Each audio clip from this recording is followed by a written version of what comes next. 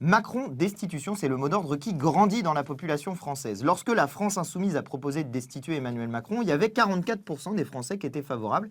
Et aujourd'hui, selon le sondage publié aujourd'hui, on est passé à 52% des Français favorables à envoyer Macron dégager avec la destitution du président de la République.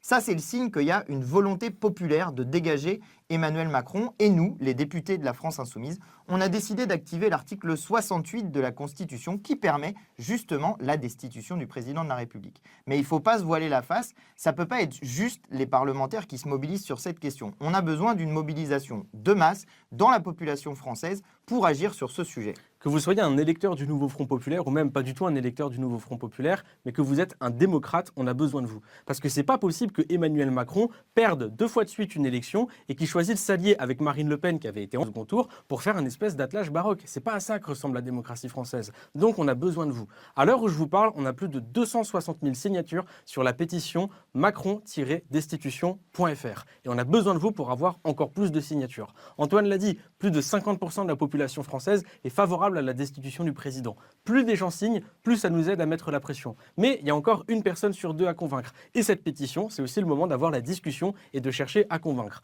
Pour des actions, c'est très simple, c'est la discussion en table, en famille. Vous pouvez aussi poser une table dans la rue et faire signer la pétition. Et pourquoi pas même mettre des banderoles sur les ronds-points avec marqué Macron destitution. Ça nous rappellera des bons souvenirs de Gilets jaunes.